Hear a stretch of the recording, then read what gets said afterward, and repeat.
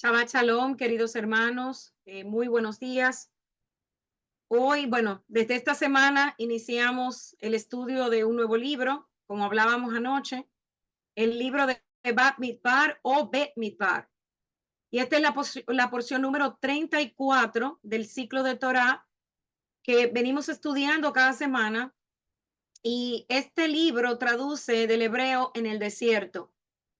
Muchos eruditos explican que el libro de Números deriva su nombre también del griego aritmoi, pero su nombre verdadero es en hebreo Bat Midbar, que significa, como acabamos de ver, en el desierto.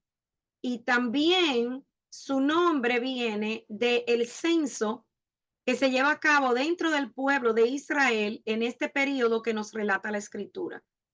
Anoche hablamos de muchas cosas interesantes, pero una en específico, y es que muchas veces no le damos la debida importancia a este libro, ya que al tener mucho conteo en sí, su lectura cansa. Pero también anoche comenzamos a ver que en las cosas del Eterno no hay nada al azar. Y por eso le he dado el nombre a esta reflexión, el conteo, separación y mi servicio al Eterno. El libro de Números nos relata la historia de las peregrinaciones de Israel en el desierto hasta la llegada a orillas del río Jordán, saliendo desde Egipto, del cautiverio de Egipto, hasta la entrada de Canaán. Y esto comprende un periodo de 40 años. Desde la creación podemos observar un patrón donde el Eterno separa primero la luz de la oscuridad para crear, divide el agua de los cielos y la tierra para hacer aparecer lo seco, o sea, la tierra, y así crear vida en ella. Y así llegamos hasta el nacimiento de Israel de en medio de las demás naciones. Y en esta parashá vemos cómo primero solicita un conteo para saber la cantidad de hombres que estaban en capacidad de pelear, de unirse a las líneas militares de Israel como nación. Pero anoche nos hicimos una pregunta. ¿Realmente necesita el Eterno que contemos? ¿Es ese conteo para Él o es para nosotros? ¿O acaso Él no conocía la cantidad de personas que formaban el pueblo de Israel?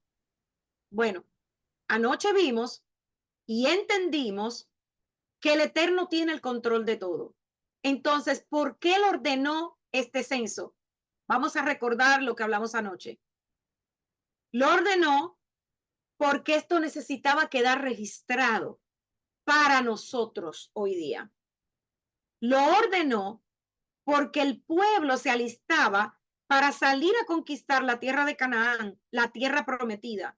El camino a la promesa estaba lleno de dificultades y obstáculos, guerras, y todo esto iba a tratar de impedir la llegada del pueblo a la tierra prometida. Por eso se necesitaba un ejército, pero un ejército que no iba a luchar solo.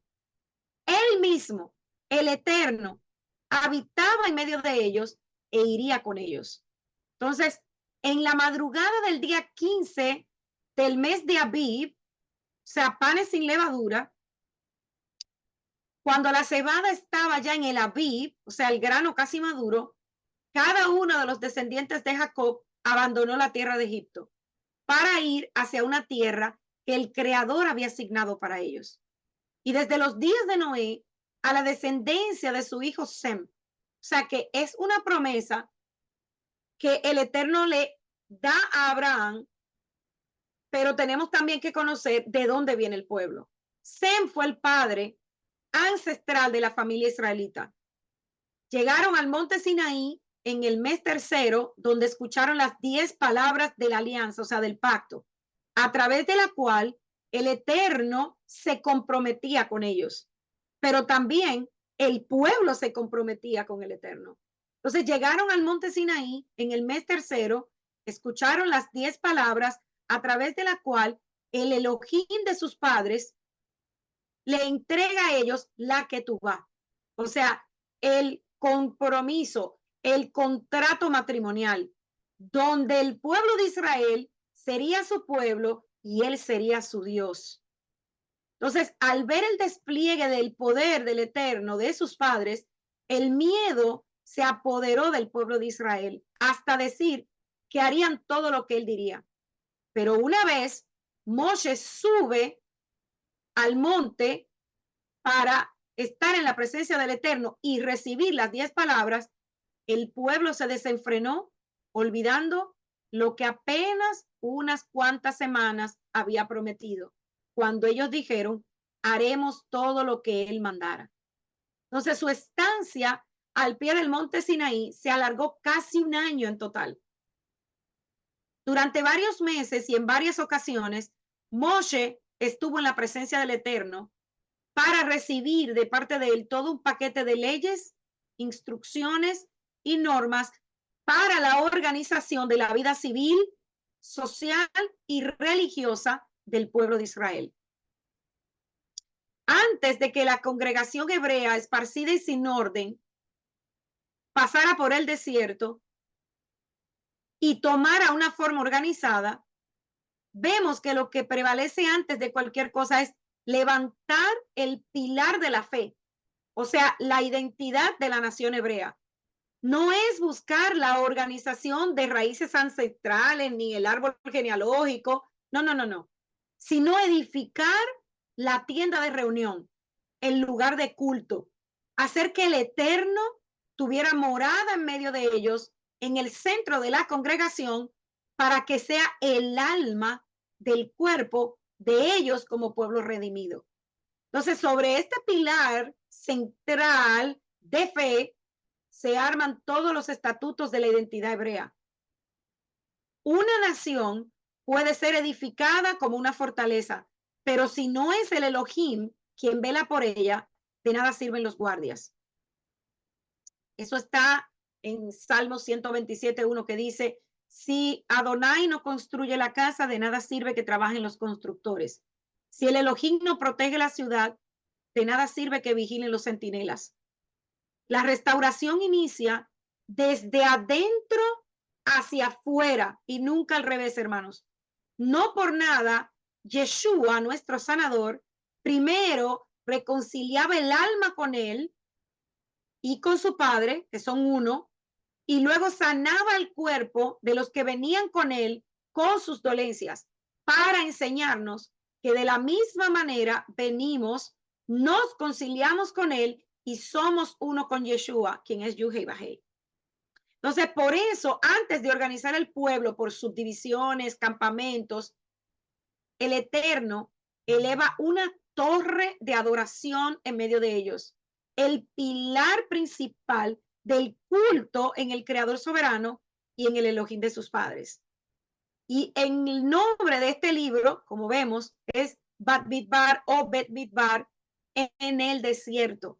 Y nos cuenta justamente eso, todo este trayecto, del lugar donde se formó la nación hebrea, en una nación con estatutos y forma de organización interna, deriva el nombre de este libro.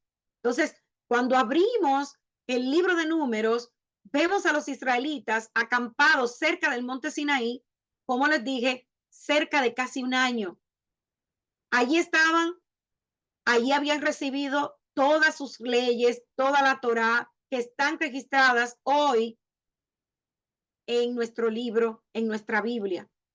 Y en el libro de Levítico están registradas todas esas leyes y reglas. Habían sido transformados en una nueva nación y habían sido equipados para su tarea. En este momento estaban preparados ya para avanzar y recibir la tierra prometida.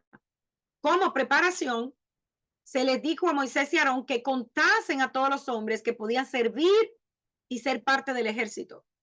Con el primer verso de la escritura de este libro, se nos indica que ya había pasado un mes desde la instalación del santuario tabernáculo de reunión en medio de ellos. Entonces, el tabernáculo fue inaugurado en el primer día del primer mes del segundo año, de acuerdo a Éxodo 40:17. Entonces, el número 1 comienza diciendo, Adonai habló a Moshe en el desierto del Sinaí en la tienda del encuentro el día primero del segundo año, el año segundo de la salida de Egipto. Y le dijo, hacer el censo de toda la comunidad de los israelitas por clanes y por familias, contando los nombres de todos los varones uno por uno. De esta ordenanza, este cuarto libro recibe su nombre de este censo o numeración del pueblo. Las mujeres no eran contadas porque no tenían una posición independiente, sino que estaban bajo la autoridad del padre o del esposo. Los hijos también estaban sujetos a sus padres, pero a la edad de 20 años, un hijo se convertía en adulto. Israel no era una sociedad de iguales. Tal es completamente extraña esta idea en la escritura y anoche lo vimos. Eso de que vamos a reunirnos todas las religiones, que somos una gran familia, hermanos, eso no es bíblico. Y lo vamos a seguir viendo. Entre los hombres había líderes y entre los levitas encontramos una jerarquía. Dentro del plan de redención, todos tienen privilegios por igual. Sí, porque el Eterno no hace excepción de personas y entienda esto, no estamos hablando del plan de redención, o sea, de salvación, no estamos hablando de eso. El hecho de que uno tiene cierta posición no lo hace superior, sino más responsable. A cada uno se le reclamará conforme a su estatuto en el día de la paga. El hecho de ser contado no es un dato sin importancia, ya que hay un libro entero en la Torá que habla de esto, y es el libro de Números. Y también Juan en su último libro, en Apocalipsis, lo menciona y hay conteo. Las profecías nos indican que Yeshua, nuestro gran pastor, se ocupará de su ejército, pasando a todos por debajo de su vara. Recordemos que habrá un segundo exilio. Cualquiera que no cumple sus valores será borrado del libro del que el Cordero tiene en sus manos.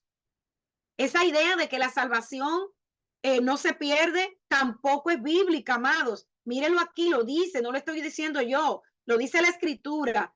Cualquiera que no cumple sus valores, o sea, su estándar, lo que se espera de nosotros como pueblo, su nombre será borrado del libro que el Cordero tiene en sus manos. Y es terrible esto, amados, ser borrados del libro, ser borrado de la lista de que somos pueblo del Eterno. Eso debería ponernos a temblar.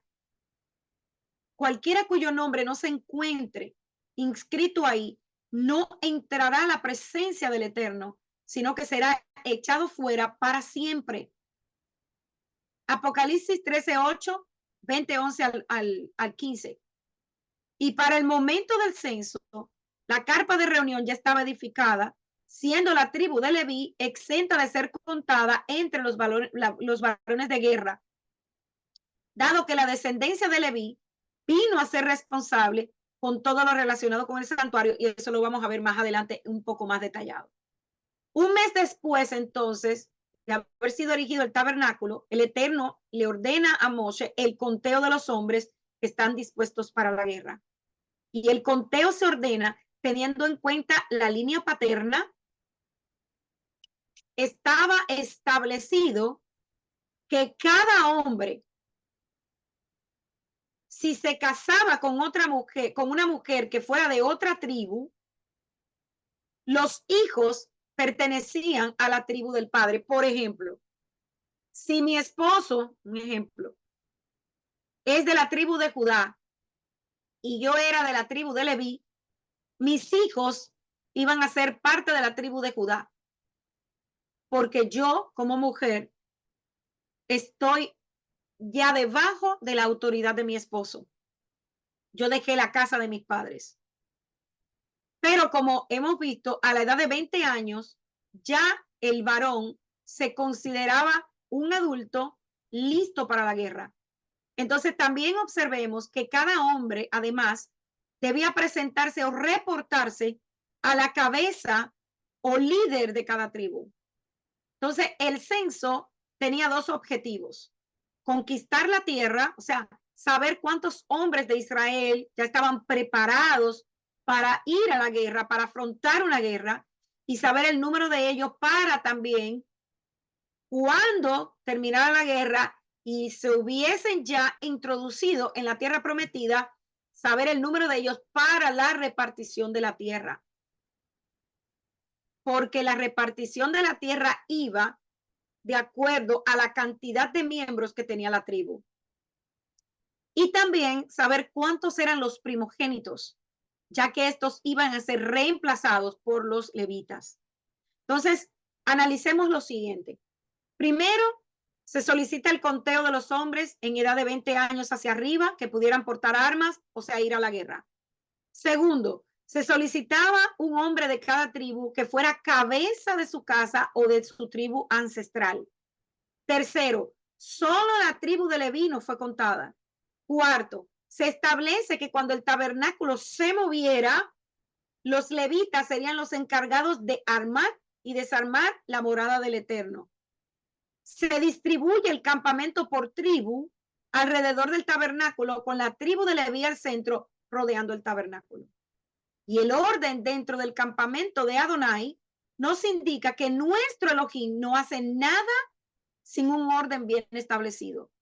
Y esta evidencia no pasó desapercibida. Así vemos en 1 Corintios 14:33 que dentro del plan de redención no hay ningún desorden. Digo al Redentor que toda la escritura hablan de él. Y es en el Tanakh donde mejor vemos esta evidencia. No por casualidad, el tabernáculo se situaba en el centro de todo el pueblo, en el lugar donde todo ojo podía mirar sin dificultad.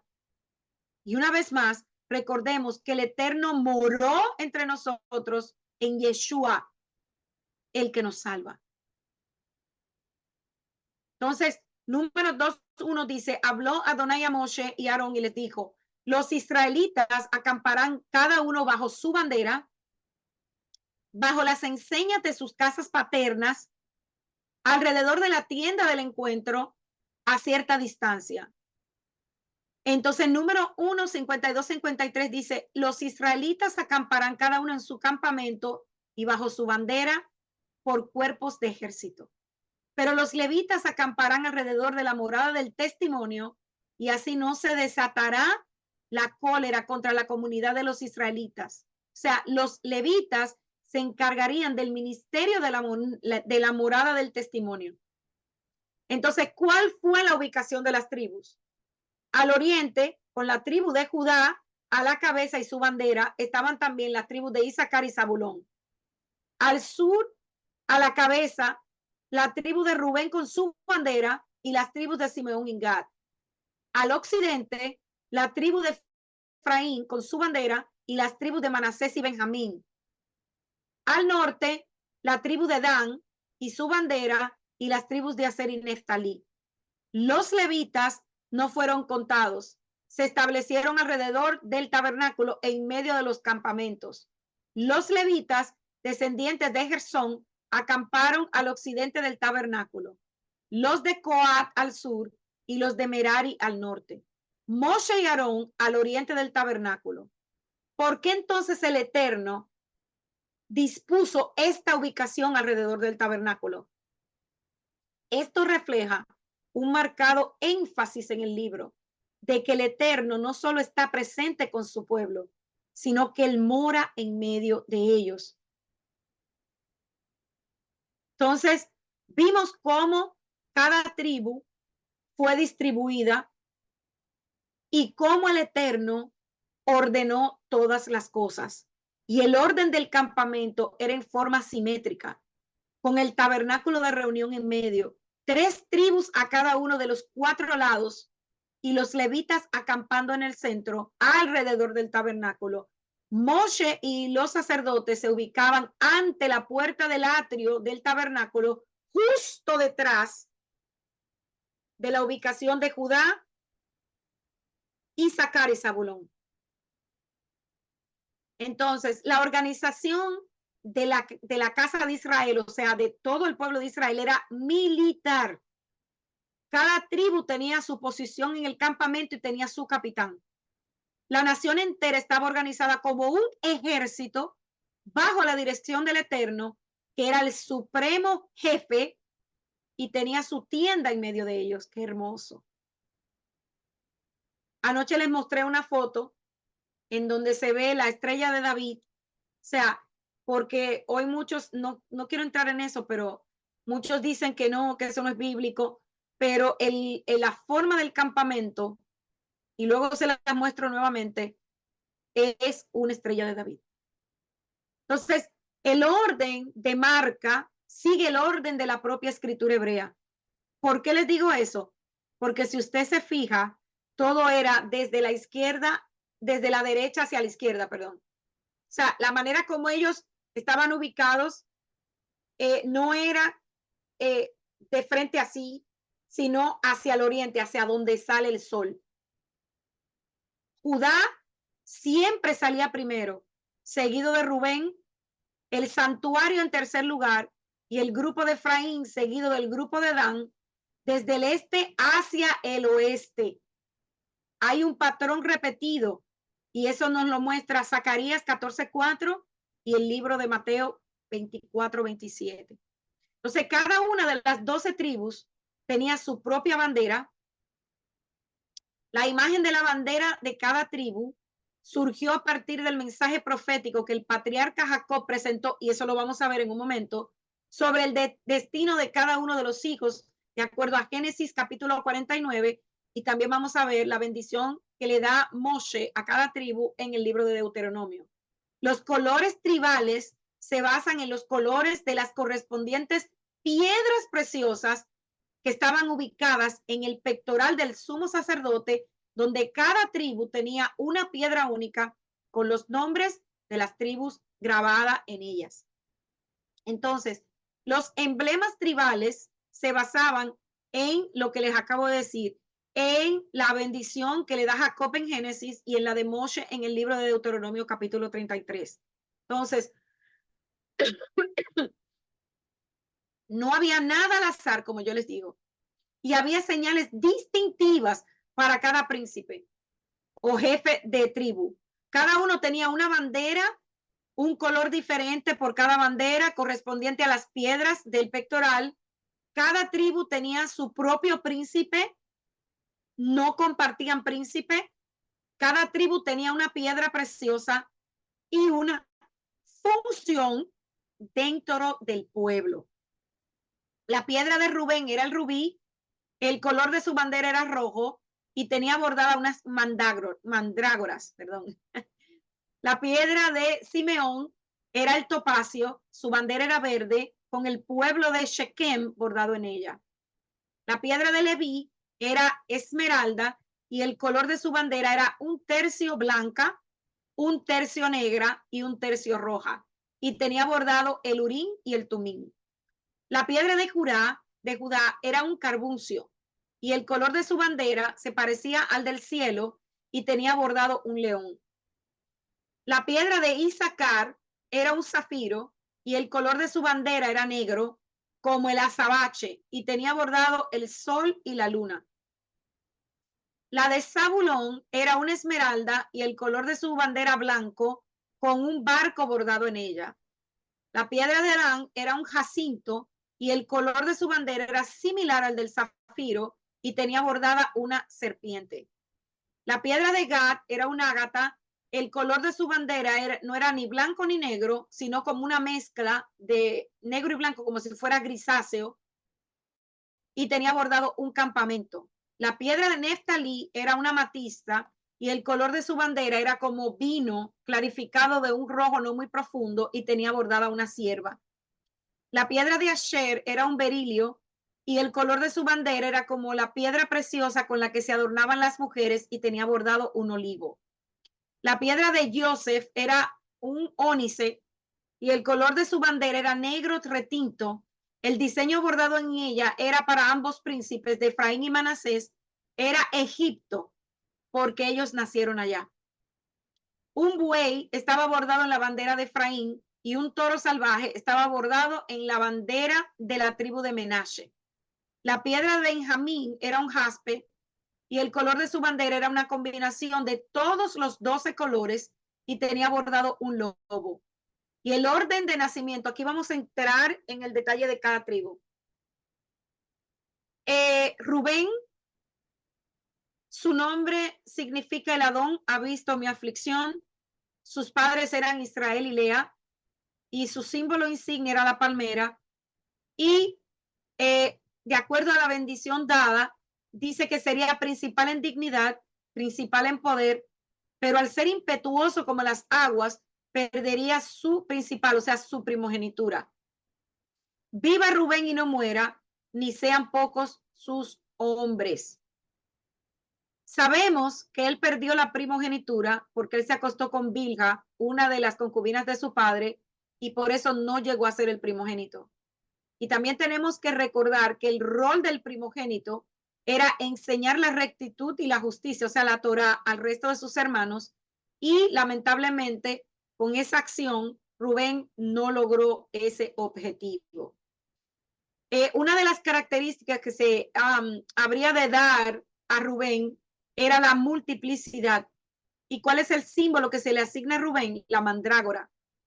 Y la historia de la mandrágora en la Biblia se encuentra en Génesis, donde se describe que Lea le da mandrágoras a Raquel para que su esposo Jacob pudiera tener hijos con ella. ¿Y quién fue que encontró la mandrágora? Fue precisamente Rubén. Rubén se la lleva a su madre y Raquel se la pide a Lea. Y a cambio, Raquel le permitió a Lea dormir con Jacob un día que no le correspondía. Sobre la tribu de Rubén, podemos decir que él, a pesar de que perdió la primogenitura, este pecado no fue solo un fracaso moral por parte de él. Su acción reveló su incapacidad para mantener el autocontrol bajo presión. Y eso también lo podemos ver cuando el suceso de José. Él como primogénito tenía que haber tomado el control y como él no estaba de acuerdo, él no debió permitir que se vendiera o se hiciera lo que se hizo con José. Pero aquí vemos una vez más que él no tenía, o sea, él no tenía ese dominio, ese control, esa autoridad que se requería de un primogénito. Pero con todo y esto, tenían que seguir adelante como familia. Y aunque esto ocurrió antes de que se diera la, ¿verdad?, la Torá a Moshe, todavía se reconocía como una transgresión grave. Es por eso que hoy muchos, yo a veces pregunto, cuando dicen que Yeshua no es Yuhei Bajei, ¿cómo el hijo puede venir a casarse con la esposa del padre? Les dejo esa pregunta. El derecho de primogenitura le fue quitado a Rubén y se fue transferido a José. Rubén soportó la vergüenza y la pérdida por el resto de su vida, incluso la muerte de Jacob. Cuando bendijo a sus otros hijos, este se refirió a este incidente en lugar de dar una bendición a Rubén. Entonces, aparentemente, Rubén se tomó esta dura lección a pecho y durante el resto de su vida, sus acciones demostraron amor y preocupación por sus hermanos, su padre y su familia.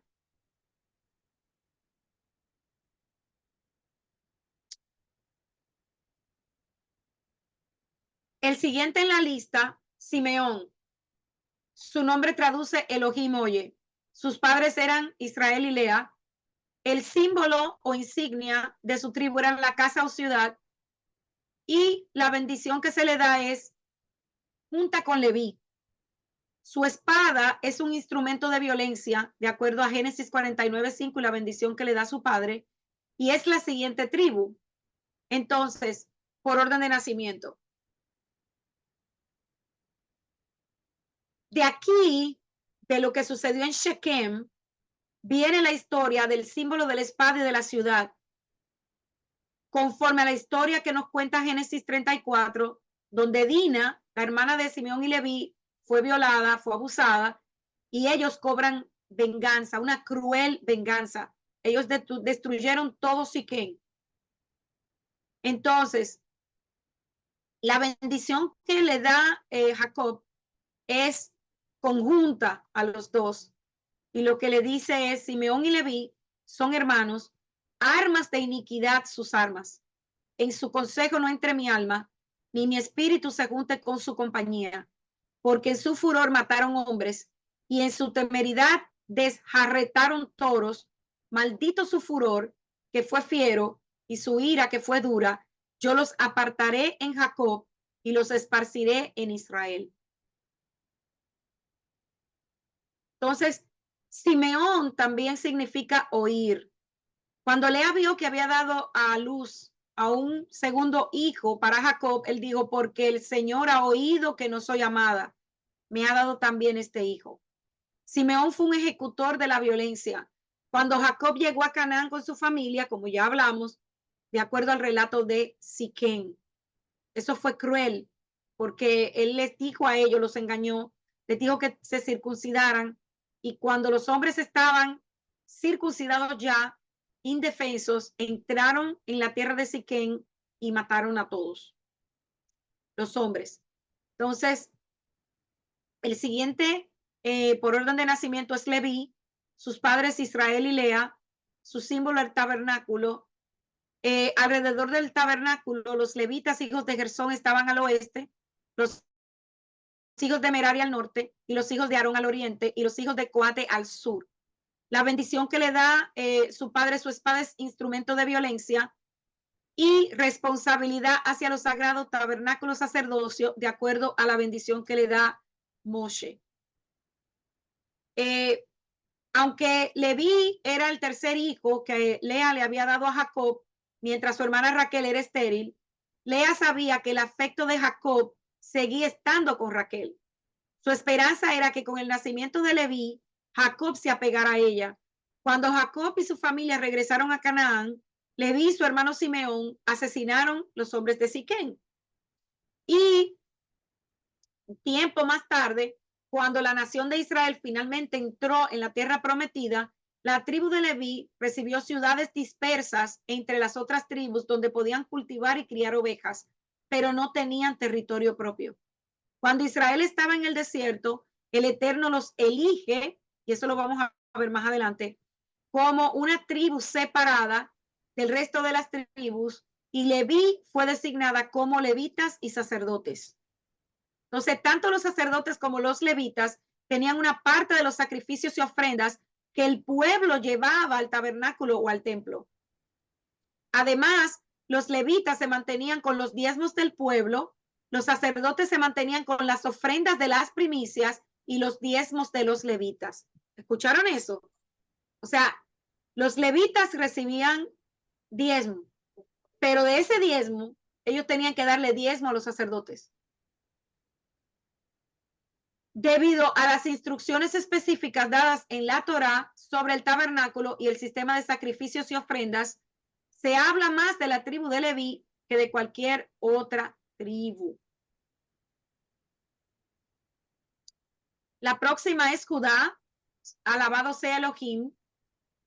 Sus padres Israel y Lea, su símbolo era el león, y la bendición: Judá, te alabarán tus hermanos, tu mano estará en la cerviz de tus enemigos, los hijos de tu padre se inclinarán a ti, cachorro de león es Judá, de la presa subiste, hijo mío, se encorvó, se echó como león, así como león viejo, ¿quién lo despertará? No será quitado el trono de Judá, ni el legislador de entre tus pies, hasta que venga Shilo, y a él se congregarán los pueblos. Atando a la vid su pollino y a la cepa el hijo de su asna, lavó en el vino su vestido y en la sangre de uvas su manto.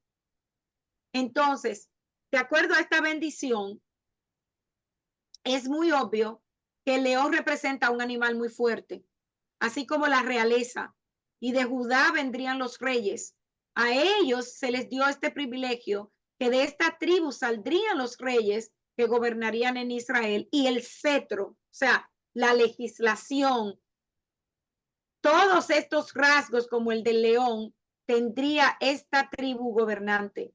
Y lo más importante, nuestro Adón, Yeshua HaMashiach, vendría de la tribu de Judá y se le llamaría el león de la tribu de Judá. La siguiente tribu es Dan y su nombre tipifica el que me ha hecho justicia, también juez. Sus padres eran Israel y Bilha. El símbolo insignia de su tribu era la serpiente y la bendición que se le da es: Dan juzgará a su pueblo, será Dan serpiente junto al camino, víbora junto a la senda, que muerde los talones de los caballos y hace caer hacia atrás al jinete. Tu salvación esperado, oh Hashem. Dan es cachorro de león que salta desde Basán. Entonces, Dan es representado con una serpiente o una balanza. Y esto se da por referencia en Génesis 49, 16 al 17. Y por este pasaje en particular se le asignan a estos dos elementos. Dan como una tribu de jueces, una tribu que juzgaría a su pueblo. Sansón era de la tribu de Dan. Y también podemos decir que gobernaría entre las tribus. También sería una serpiente en el camino que haría retroceder al que montara a caballo. Y la bendición de Moisés fue que sería un cachorro de león que saltaría desde Basán, que fue uno de los primeros territorios que conquistó Israel. El territorio de Dan fue el lugar donde Jeroboam levantó uno de los becerros de oro, llevando a Israel a la idolatría. Ellos podían grabar, crear diseños en todo tipo de metal, madera y piedra. Eran tejedores y diseñadores con todo tipo de telas. Oliab, que fue llamado junto con Bezalel para crear los muebles y el mobiliario del tabernáculo, era de la tribu de Dan, al igual que Sansón, que fue un juez. Neftalí, su nombre, la lucha que he ganado o luchando, sus padres Israel y Bilha, el símbolo de esta tribu, la gacela, y la bendición: Neftalí, sierva suelta que dirá palabras hermosas.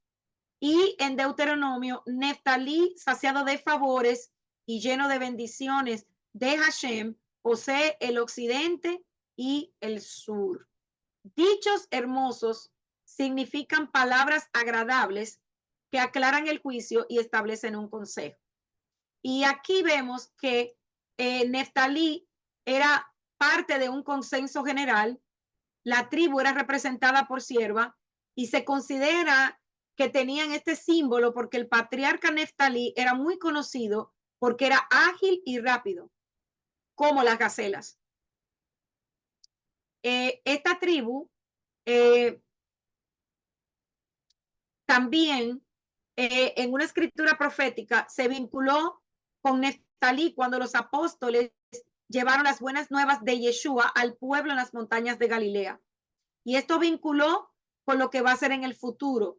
Habacuc 3:19 dice: también se relaciona con la tribu de Neftalí diciendo: el Señor es mi fuerza, Él hará que mis pies sean como pies de ciervo y me hará caminar sobre mis altas colinas. Entonces, la próxima tribu es Gad, que tipifica su nombre, que es suerte o fortuna. Sus padres Israel y Silpa. El símbolo de esta tribu es la tienda y las bendiciones: Gad, ejército lo acometerá, mas él acometerá al final. Y la de Deuteronomio: bendito el que hizo ensanchar a Gad, como león habita y arrebata brazo y coronilla. Los historiadores judíos encuentran un paralelismo entre Gad y Elías, ya que piensan que Elías proviene de la tribu de Gad y Elías apunta hacia la redención de Israel, así como a la restauración del corazón de los hijos hacia sus padres, de acuerdo a Malaquías 4, 5 al 6. Y Gad está representada por un campamento militar o una tienda de compañía.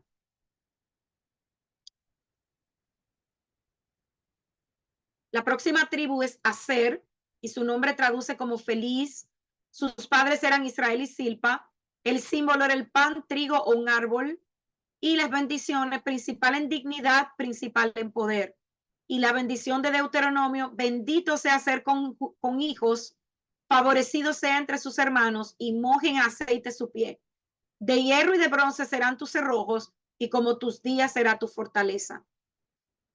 El caso de el cedro en el árbol viene de que la tribu de Aser, su insignia era una copa de aceite, o podía ser un árbol de olivo o de cedro o un pan, una guasa de pan. Pero todo esto en sí, de acuerdo a lo que han estudiado nuestros hermanos judíos, lo que representa es prosperidad, longevidad y unción. Y en su territorio se encontraba una gran abundancia de cedros, olivos, campos de trigo, donde se elaboraba el pan. La próxima tribu es Isaacar, y su nombre significa recompensa o premio. Sus padres eran Israel y Lea. El símbolo de su bandera era un sol, la luna o un asno. Y las bendiciones, Isaacar, asno fuerte echado entre dos alforjas, y vio que el descanso era bueno y que la tierra era deleitosa. Y bajó su hombro para llevar y sirvió en tributo. La de Deuteronomio dice, alégrate en tus tiendas. La tribu de Isaacar se ocupaba de estudiar la Torá y entender los tiempos. Ellos eran profetas. La Torá es una medicina sanadora para todas las personas. Se cree que sus descendientes se ubicaron en naciones como Suiza y Finlandia. Eso es lo que se cree. Y tanto los suizos como los finlandeses tienen logros importantes en investigación. Hay muchos ganadores de premio Nobel. Y bueno, ellos estaban ellos estaban representados por estos dos símbolos, el sol, la luna y las estrellas, no porque ellos fueran idólatras, sino porque recordemos que el Eterno dejó el sol, las estrellas y las lunas para que nosotros pudiéramos estar al tanto de los tiempos. Y ellos conocían los tiempos, ellos tenían ese entendimiento. Ellos eran los que estaban más atentos cuando iba a ser Rosh Hodesh, para las festividades, todo lo que tenía que ver con las señales que el Eterno había establecido a través de los astros y las estrellas, ellos eran los encargados. Entonces, la próxima tribu era Zabulón, que llamamos por la número 10. Un regalo precioso, hogar. Sus padres eran Israel y Lea. Y el símbolo de esta tribu era un barco o puerto. Las bendiciones, Zabulón en puertos de mar habitará y será para puertos de naves, y su frontera hasta Sidón. Alégrate cuando salgas, fue la bendición en Deuteronomio. A Zabulón se le profetizó que habitaría en puertos de mar. Y resulta muy interesante que historiadores se inclinan a pensar que descendientes de Zabulón se establecieron en los territorios que hoy en día se conocen como los Países Bajos en Europa. Holanda es un centro comercial grande a través de sus puertos y es un punto de entrada para toda Europa. Se dicen que eran hábiles comerciantes y les gustaban las ventas. Llegamos a la tribu de José. Él ha borrado mi desgracia, y también su nombre significa añadir. Sus padres Israel y Raquel, y el símbolo insignia de su bandera, rama fructífera cerca de la fuente. Su bendición, rama fructífera, es José, rama fructífera junto a una fuente cuyos vástagos se extienden sobre el muro. José y su símbolo es muy representativo en su vida. ¿Por qué? Porque sabemos que en Deuteronomio 33, 13 al 16 dice, bendito de Hashem sea tu tierra, con lo mejor de los cielos, con el rocío y con el abismo que yace abajo, y con los mejores frutos del sol, y con lo mejor que produce la luna, y con lo mejor de los montes antiguos, y con lo mejor de los collados eternos, y con lo mejor de la tierra y su plenitud, y el favor del que habitó en la zarza venga sobre la cabeza de José, y sobre la coronilla del consagrado entre sus hermanos.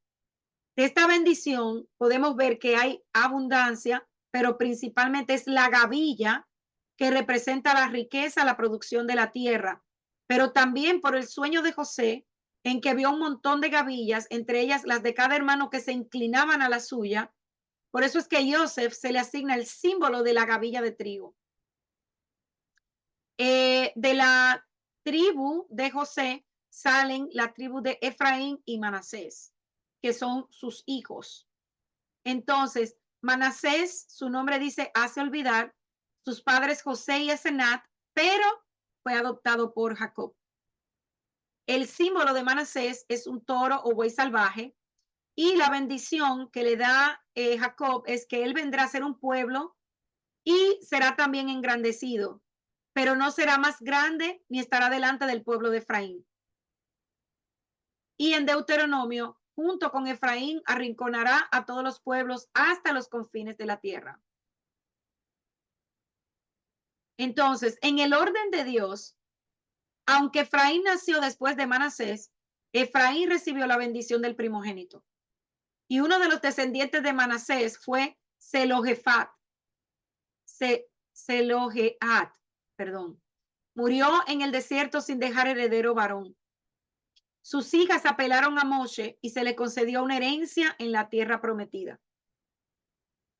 Efraín, fructífero, Dios me hizo crecer en la tierra de mi aflicción. Sus padres, Joseph y Asenat, y fue adoptado por Jacob. El símbolo de esta tribu es el unicornio, un caballo o león.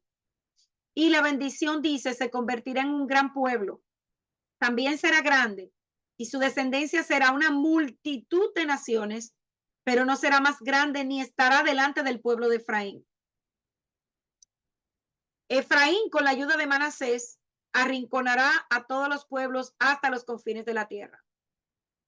La tribu de Efraín, que fue el segundo hijo de José, pero con la bendición se convierte en el primogénito.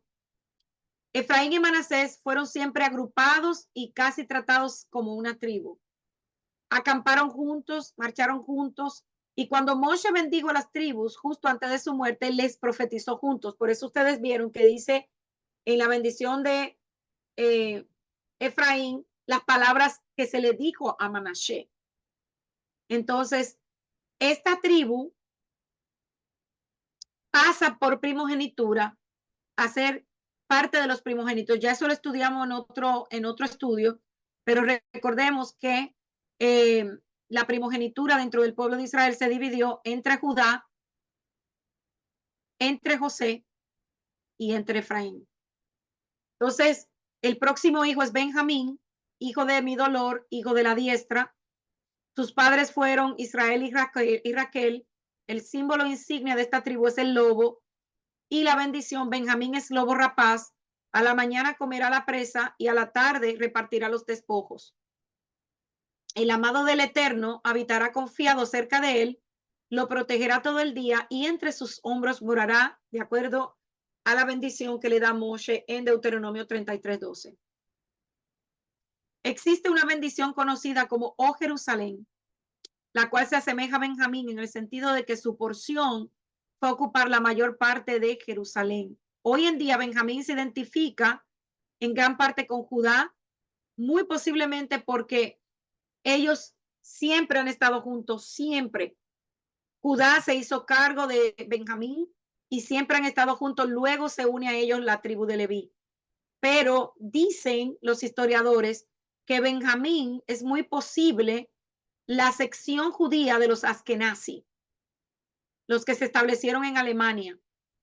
Jerusalén es la ciudad santa, la ciudad principal de las tribus israelitas y la futura capital mundial, como sabemos, de acuerdo a la escritura. Ahora, miren, de acuerdo a todo lo que hemos analizado, ustedes se estarán preguntando, Marley, pero ¿por qué tú nos estás hablando de esto ahora? Miren, amados, en esta porción hemos visto cómo el Eterno separó a la tribu de Leví, y lo vamos a ver ahora, después de esto que voy a hablar ahora, del medio de su pueblo. Desde ayer estamos hablando de que ninguno de nosotros podemos ni envidiar el don del hermano, ni tampoco querer usurpar la labor o la función del hermano dentro del pueblo del Eterno.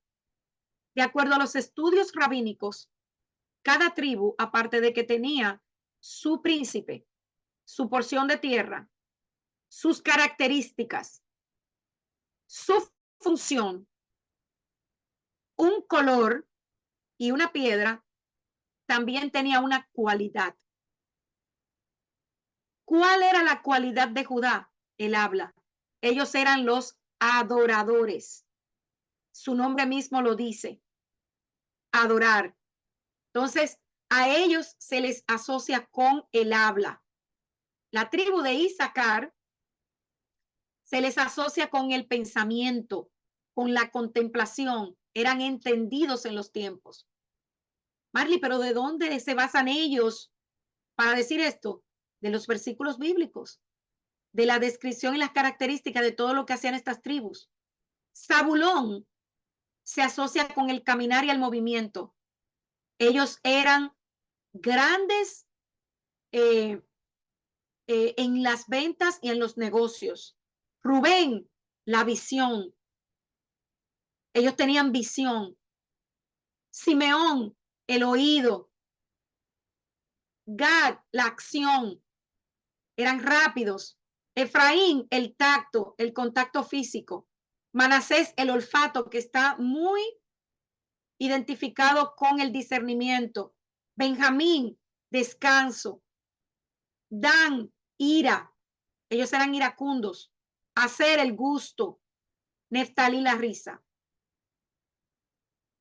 Si usted se fija, cada uno de estos, de estas características que yo acabo de mencionar, tiene que ver con algún órgano del cuerpo.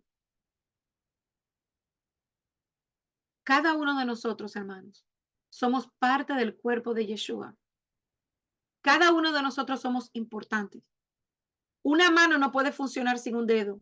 Incluso el dedo, si se le quita la uña, duele, no funciona igual. El pie no puede querer ser mano. La cabeza no puede querer ser pie.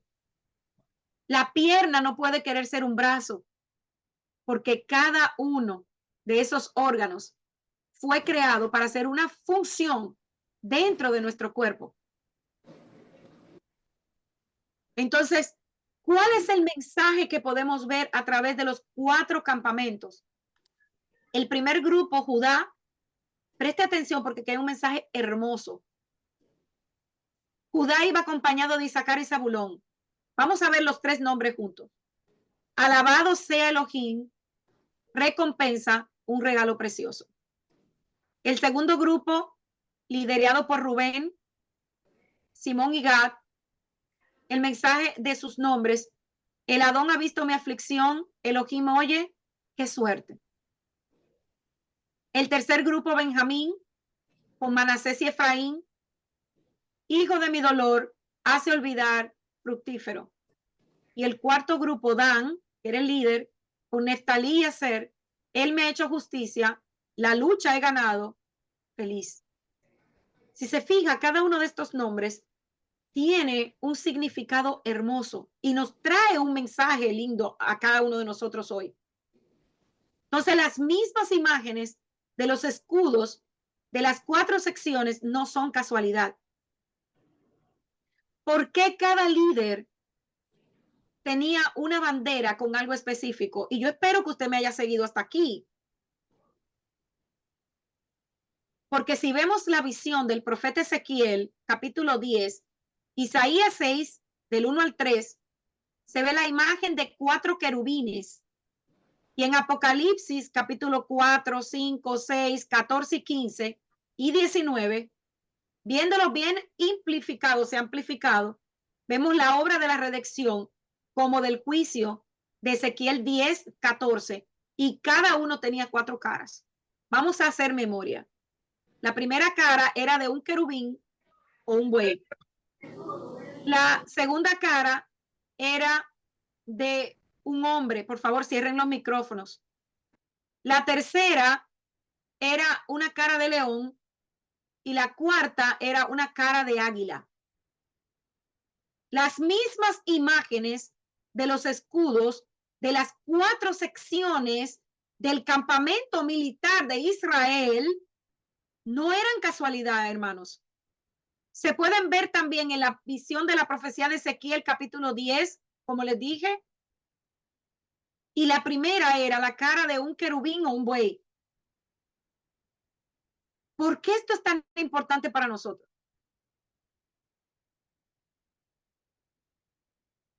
Imágenes de estos 4 seres, el león, el buey, el águila y el hombre, fueron tejidos como adorno a la cortina del santuario y también en la cortina antes del lugar santísimo. Recordemos Éxodo 25:4. Harás un velo de púrpura, violeta y escarlata, de carmesí y lino fino forzal. Bordarás en él unos querubines. La púrpura violeta corresponde a la realeza del león. La escarlata es el color del sufrimiento, que corresponde al toro como sacrificio. Y el azul corresponde al cielo, la morada del águila. El lino fino representa al hombre en un estado ideal sin pecado. Imágenes de estos 4 seres, el león, el buey, el águila y el león, fueron escogidos como adorno de la cortina del santuario, amados, del lugar santísimo. El león es el rey de los animales y representa la majestad. El león es un símbolo de la nobleza y la realeza, características que podemos observar muy de cerca en la escritura. Proverbios 30:30. El león, fuerte entre todos los animales, que ante nada retrocede, es como el Shiloh, o sea, Mashiach, Yeshua, quien tiene la vara del reinado,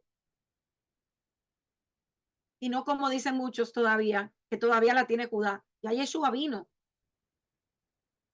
Él es quien ruge desde Sion, llamando a los suyos y a los que estamos regresando. Entonces, el león era el símbolo de la bandera de Judá. El becerro buey era para el sacrificio en los tiempos del templo. Solo los ricos podrían permitirse ofrecer toros como ofrenda o sacrificio expiatorio. Y vemos a Yeshua presentado como sacrificio por nuestros pecados. Tenemos los símbolos del poder y la fortaleza, 2 puntos imprescindibles. Y tales son las miríadas de Efraín, tales los millares de Manasés. El tercer viviente tenía la cara como hombre. La promesa de salvación fue predicha y debe ser por medio de un pariente. Y este debe ser muy cercano. Y el nuevo pacto o el pacto renovado, vemos a Yeshua como el segundo Adán, un ruadador de vida eterna, como el hombre perfecto. Y en Filipenses 2, que nuestro Redentor dejó su gloria con su Padre y se hizo hombre para que pudiera morir en el madero por nuestros pecados, tal como la ley de la redención especificaba. O sea, él dejó su gloria en los cielos para hacerse hombre y venir a la tierra. El hombre fue diseñado para que pudiéramos pensar, y esta facultad, que solamente la tenemos nosotros, al igual que el habla, le permite, entre otras cosas, tener conciencia de sí mismo y poder percibir y concebir la existencia de su creador. A diferencia de los animales, el ser humano fue dotado de un elemento superior, algo divino, que nos permite reaccionar y tener control de nuestra vida. La siguiente es el águila y simboliza la soberanía y la supremacía, la reina de las aves.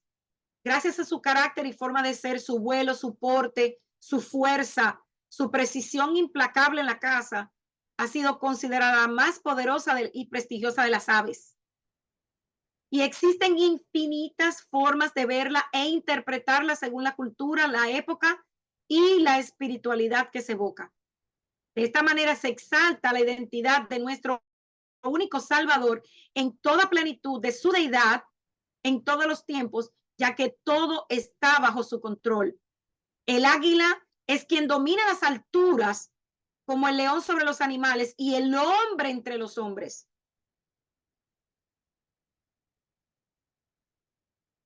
Al norte, en el sentido espiral, hay una descendencia esparcida que se encuentra bajo el estandarte del águila.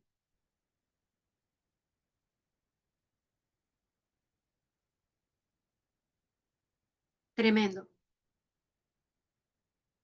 La señal de marcha es dada por los que en justicia levantan el arca de la alianza.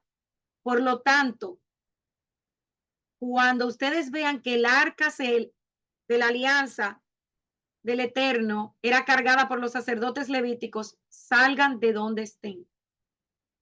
Judas 3. Queridos hermanos, he sentido grandes deseos de escribirles acerca de la salvación que tanto ustedes como yo tenemos, pero ahora me veo en la necesidad de hacerlo para rogarles que luchen por la fe que una vez fue entregada al pueblo santo. Números 1, 49, 50. No pases revista a la tribu de Leví, ni haga su padrón entre los demás israelitas.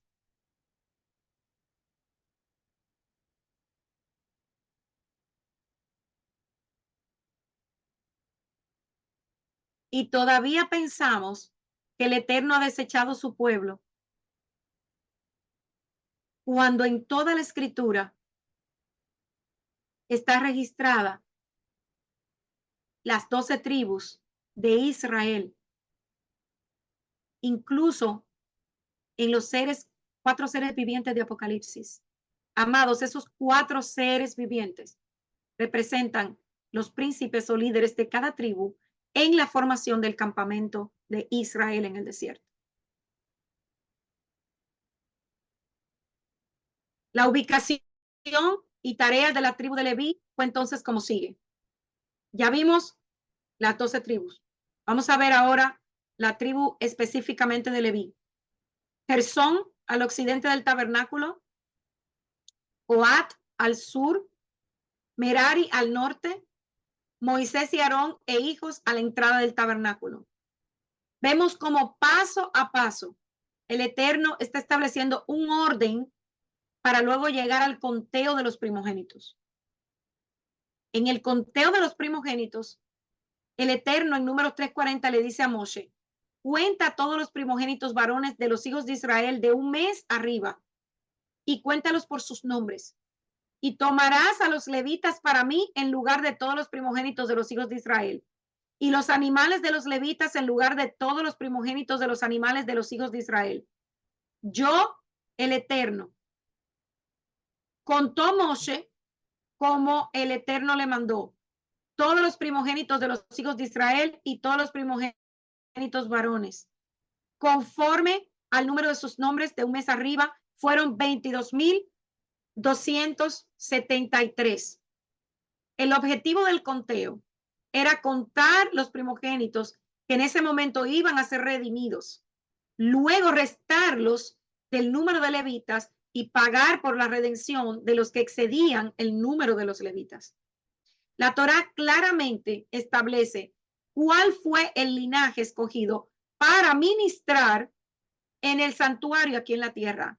Y este capítulo sobre el censo de los levitas, quienes en los capítulos 1 y 2 fueron exceptuados de cualquier tipo de servicio militar en el campamento, se refiere única y exclusivamente a la tribu de Leví, como los sustitutos de los hijos primogénitos de Israel, a la posición de los campamentos de las familias levíticas, a sus responsabilidades concernientes al santuario y a la superioridad de la familia de Aarón y Moisés sobre el resto de los levitas como líderes asignados por el Eterno.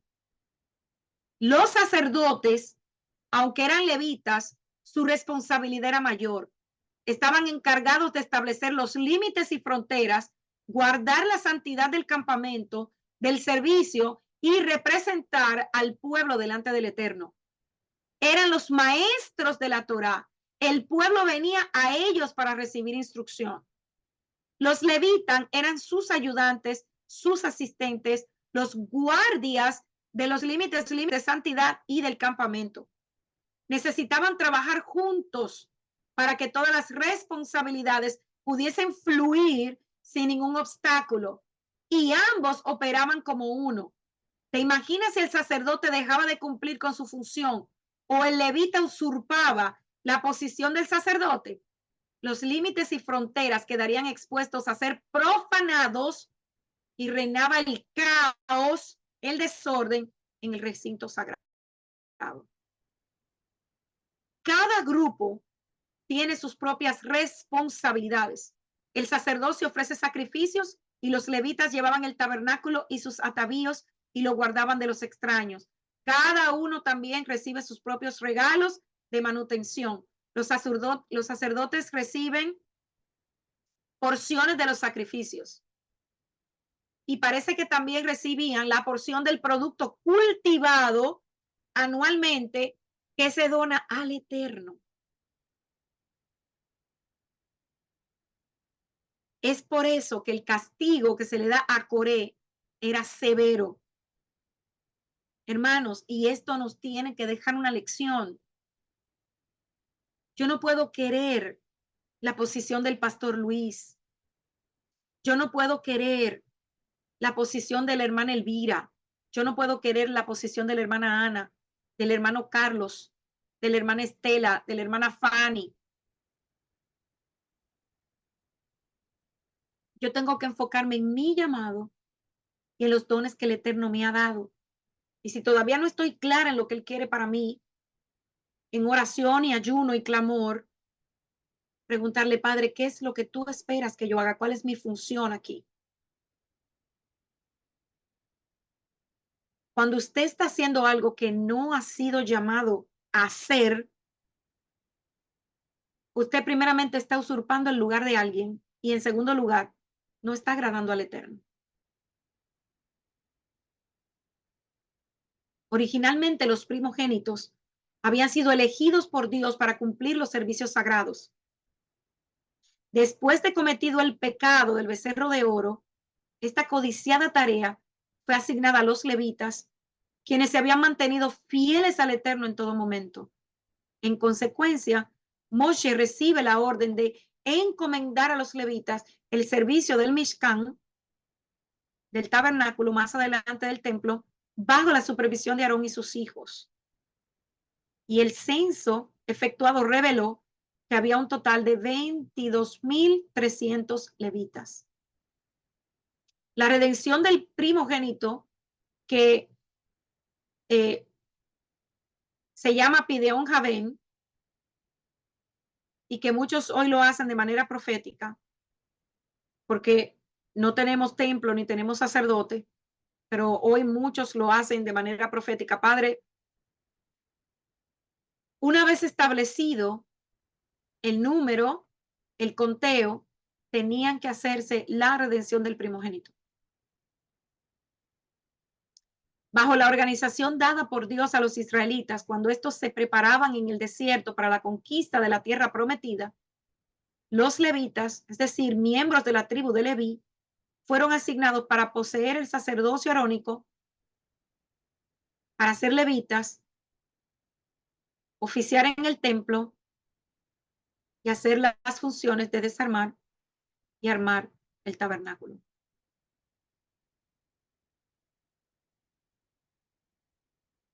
Dentro de los levitas, también cada uno de ellos tenía su propia función. Los coatitas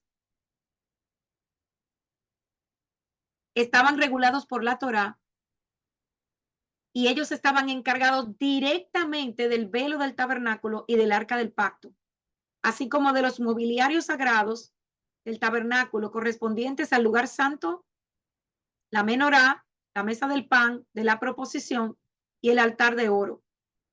Los coatitas eran quienes debían envolver y proteger estos objetos sagrados durante la marcha del campamento de Israel por el desierto. Los coatitas también eran músicos en el templo.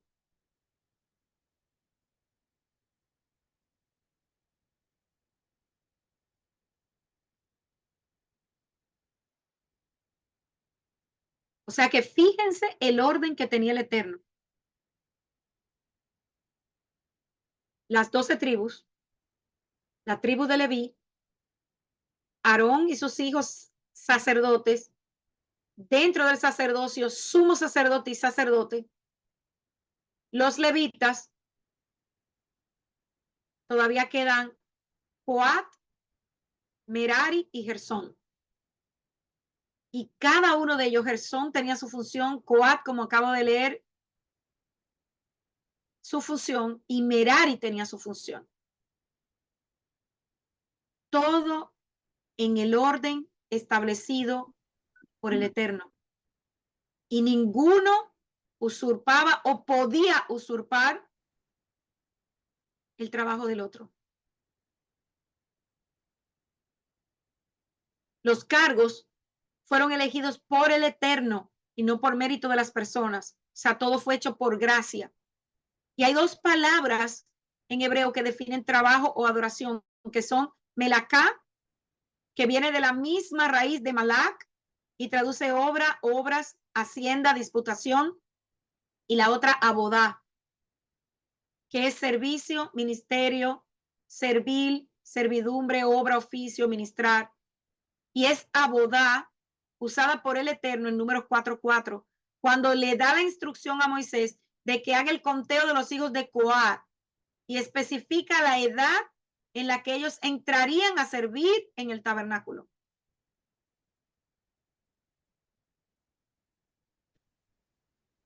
Fíjense hasta dónde llegaba el Eterno. O sea, él todo lo dio con detalles.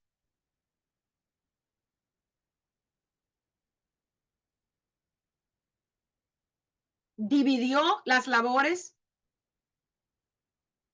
porque él deseaba tener adoradores. Sin embargo, ningún pecador podía estar cerca de la presencia del Eterno. Y los sacerdotes, a diferencia de los levitas, tenían la labor de verificar que nadie se acercara al tabernáculo. Nadie debía sentir temor de morir, de acercarse al tabernáculo.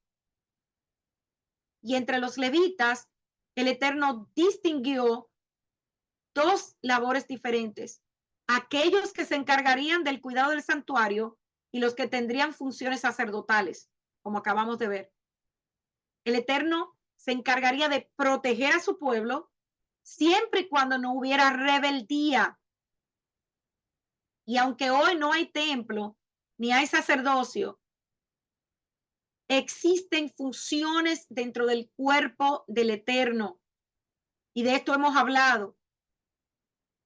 Hay apóstoles, maestros, profetas, evangelistas. ¿Cuáles son tus dones?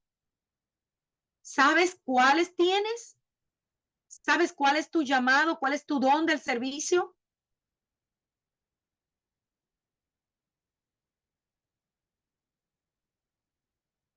Cada uno es importante.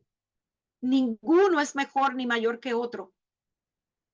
El Eterno estableció divisiones para que el pueblo esté protegido. Él desea un pueblo ordenado. Importante entender que Él es el que distribuye todo, hermanos. Los dones, las funciones, la boda, o sea, tu servicio dentro de la quejilá.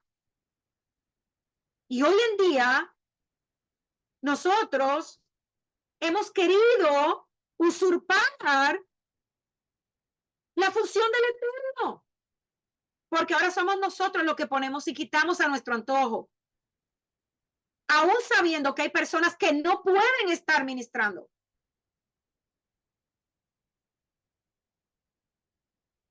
A conciencia, sabemos que están viviendo en pecado y los estamos dejando ministrar al pueblo del Eterno. Personas que no tienen capacidad, que no se han preparado y quieren usurpar una posición, haciéndose llamar maestros. Porque la palabra dice que nosotros tenemos que compartir lo que por gracia hemos recibido. Sí, hermano, eso es verdad. pero ¿tiene usted idea de la responsabilidad que es ser pastor? ¿Que es ser maestro? ¿Usted tiene idea de que usted está poniendo sobre usted juicio si usted enseña mal o guía mal o es piedra de tropiezo sobre uno de los pequeños del Eterno?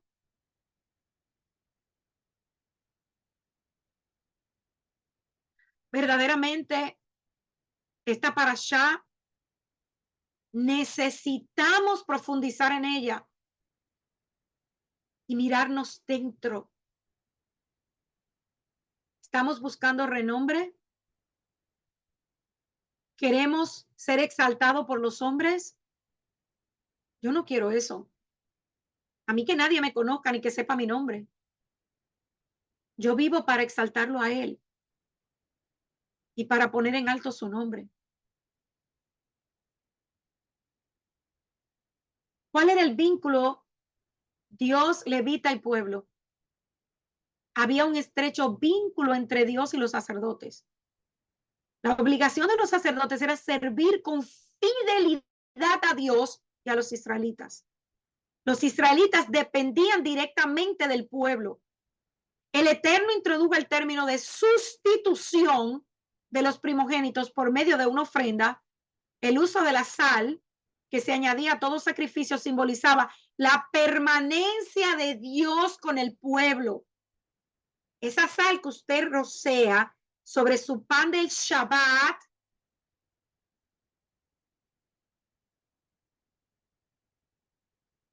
simboliza permanencia de Dios con su pueblo. Somos sal y luz. Entonces, ¿cuáles son tus responsabilidades? ¿Cuáles son mis responsabilidades? ¿Estoy siendo fiel a mis responsabilidades? El don de liderazgo es elegido por el Eterno y debemos respetarlo. Todos los líderes de las congregaciones deben compartir la visión de Dios. Primero, una comprensión clara de las funciones de los miembros de la congregación. Y segundo, apreciar los diversos ministerios o vocaciones espirituales.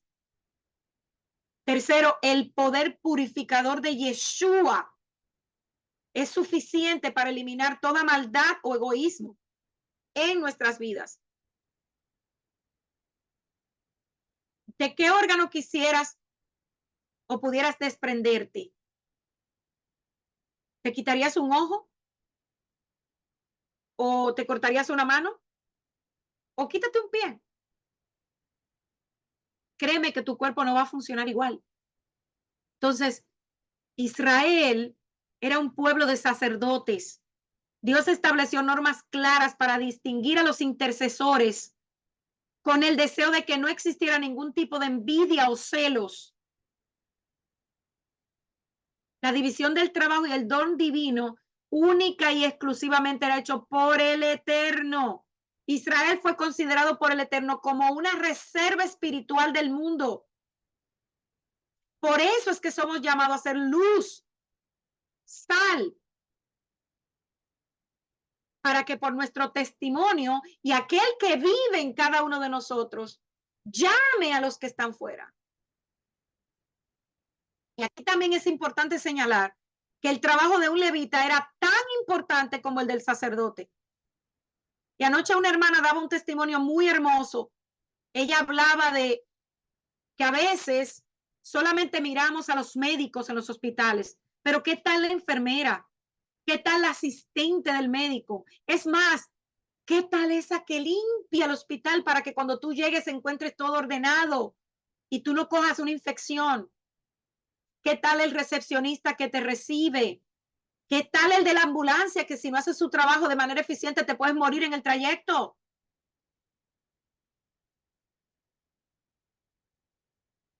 La lucha por el liderazgo siempre fue y ha sido un problema. Sin embargo, debemos recordar que este es privilegio del Eterno. ¿Cuál debe ser la actitud del creyente de acuerdo con sus capacidades y sus tareas? ¿Cuán espiritual es un pastor que lucha por ascender y entrar en una iglesia rica de prosperidad. ¿Cuánta gratitud demostramos al Eterno cuando deseamos un honor elevado que no nos corresponde? ¿Cómo creemos que se siente el Eterno cuando ve toda esta rivalidad? Amados hermanos, hoy día, hablando mal, la shonjará, dañando el testimonio de los hermanos porque quieren un puesto. Pastores dañando ovejas, ovejas dañando pastores y dañando ovejas. ¿Cómo se siente el Eterno con esta rivalidad?